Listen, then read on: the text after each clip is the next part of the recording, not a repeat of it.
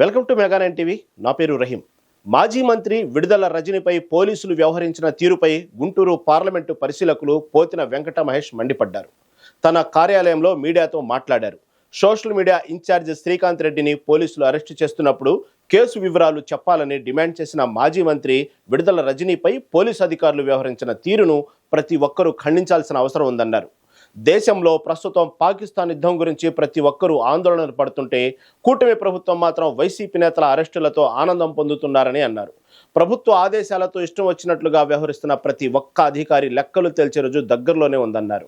దేశంలో ప్రజలందరూ కూడా ఉగ్రవాదాన్ని ఏ విధంగా తరిమి కొట్టాలి, పాకిస్తాన్ మీద యుద్ధంలో ఏ విధంగా గెలవాలి, ఉగ్రవాదాన్ని ఏ విధంగా నిర్మూలించాలని అందరూ కూడా ఆలోచన చేసి ధైర్యంగా బయటకు వచ్చి కేంద్ర ప్రభుత్వానికి అదేవిధంగా సైనిక బలగాలకి సంపూర్ణ మద్దతు ప్రకటిస్తూ ఉంటే ఆంధ్రప్రదేశ్ లో మాత్రం ముఖ్యమంత్రి చంద్రబాబు నాయుడు గారు ప్రతిపక్ష పార్టీ మీద, ఆ పార్టీ నాయకుల మీద ప్రతీకార దాడులు ఎలా చేయాలి, ప్రతీకారం ఏ విధంగా తీర్చుకోవాలి అని కుట్రలు చేస్తూ ఉన్నారు. అందుకే అంటా ఉన్నాం, దేశం మొత్తం యుద్ధం గురించి ఆలోచిస్తూ ఉంటే చంద్రబాబు నాయుడు గారు మాత్రం పగ ప్రతీకారాలతో పాలన చేస్తా ఉన్నారని. చంద్రబాబు నాయుడు గారి కక్ష సాధింపు చర్యలు వెర్రితలలు వేస్తా ఉన్నాయి. ఆయన నిన్న మా పార్టీకి చెందినటువంటి మాజీ మంత్రి విడుదల రజనీ గారు బీసీ సామాజిక వర్గానికి చెందినటువంటి వ్యక్తి మీద మరి పోలీసులు వ్యవహరించిన తీరు అత్యంత దురదృష్టకరం. దీన్ని వైఎస్ఆర్సీపీ పార్టీ తీవ్రంగా ఖండిస్తా ఉంది. వారి పట్ల పోలీసులు వ్యవహరించిన తీరుని రాష్ట్ర ప్రజలు, దేశ ప్రజలు అందరూ కూడా చూశారు.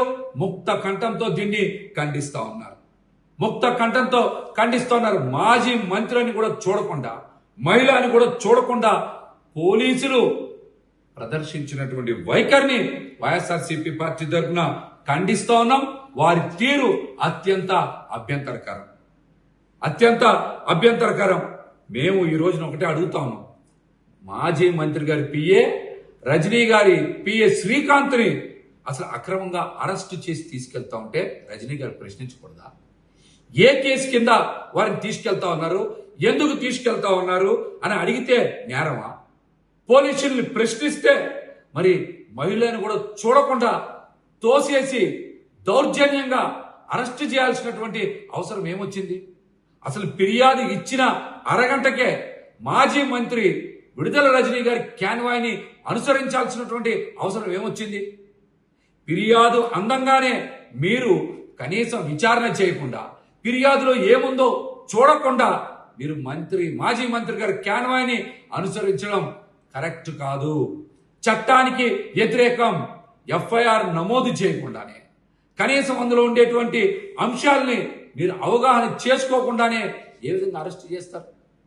మీరు ఎఫ్ఐఆర్ నమోదు చేసింది సాయంత్రం 7 గంటలకు కదా, మీకు ఫిర్యాదు వచ్చింది ఉదయం 11 గంటలకి.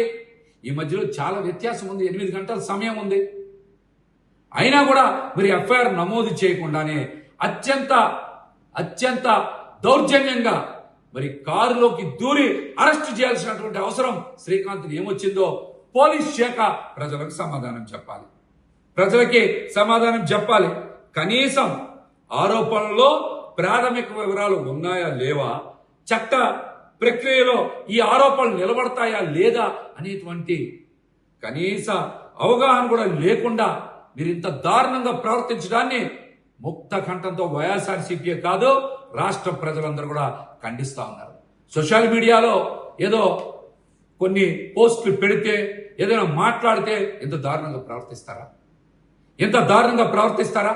ఒక శ్రీకాంత్ విషయంలోనే కాదు కదా, నిన్న కంతేరులో వైఎస్ఆర్సీపీ పార్టీకి చెందినటువంటి ఎంపీటీసీ కల్పన గారు దళిత సామాజిక వర్గానికి చెందినటువంటి మహిళ రాత్రి 3:30కి వాళ్ళ ఇంటికి వెళ్ళి అరెస్ట్ చేయాల్సినటువంటి అవసరం ఏమొచ్చింది? నైటీ మీద ఉన్నాం, బట్టలు మార్చుకుంటారన్నా కూడా అవకాశం ఇవ్వకుండా అరెస్ట్ చేయడం ఏంటి? పోలీస్ స్టేషన్కి తీసుకెళ్ళడం ఏంటి?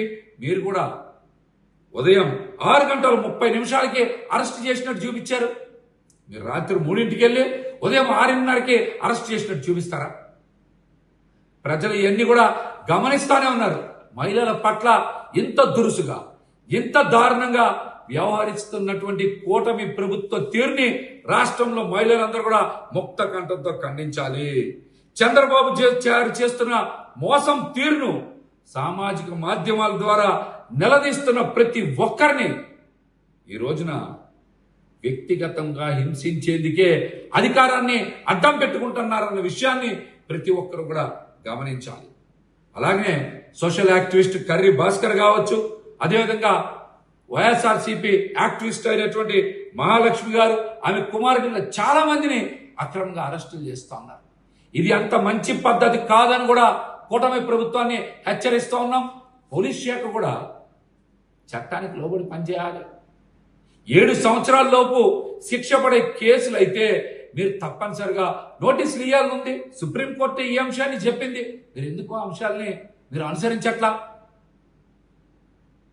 ఎందుకు అనుసరించట్లా? రెడ్ బుక్ రాజ్యాంగాన్ని అమలు చేయాలని చూస్తే ప్రజలు తిరగబడతారు, కూటమి ప్రభుత్వాన్ని తిప్పి కొడతారని కూడా హెచ్చరిస్తాను. ఈరోజు అధికారం ఉంది, మనం ఏదైనా చెయ్యొచ్చు, ఎట్లాగైనా సరే ఎవరి మీద దాడి చేయొచ్చు అనుకుంటే ఇది ఎల్లకాలం సాగదని కూడా మేమైతే హెచ్చరిస్తా ఉన్నాం. ఒక పక్కన దేశంలో అందరూ చూస్తూ ఉన్నారు, ఉగ్రవాదులు మహిళలని వాళ్ళ కుటుంబ సభ్యుల ముందే దారుణంగా చంపేసి ఆ మహిళల యొక్క నుదుట తిలకాన్ని తీసేశారనే కదా ఆపరేషన్ సింధూర్ అని పేరు పెట్టి ఉగ్రవాదం మీద పోరాటం చేస్తూ ఉంటే, మరో పక్కన మహిళా పైలట్లు కూడా పాకిస్తాన్ బంకర్ల మీద దాడులు చేస్తూ ఉంటే, ఉగ్రవాదుల్ని నిర్మూలిస్తూ ఉంటే, ఆంధ్రప్రదేశ్లో మాత్రం మహిళల మీద ఇంత దారుణంగా పోలీస్ శాఖ వారు ప్రవర్తించడాన్ని అందరూ గమనిస్తా ఉన్నారు. ఇది అంత మంచి పద్ధతి కాదని కూడా హెచ్చరిస్తా ఉన్నాం. అంత మంచి పద్ధతి కాదని హెచ్చరిస్తా ఉన్నాం. మహిళల ఆత్మ గౌరవాన్ని, వారి యొక్క హక్కుల్ని కాలరాసేటువంటి మీకు తప్పనిసరిగా రాష్ట్రంలో ఉండేటువంటి మహిళలందరూ కూడా తగిన రీతిలో బుద్ధి చెప్తారు.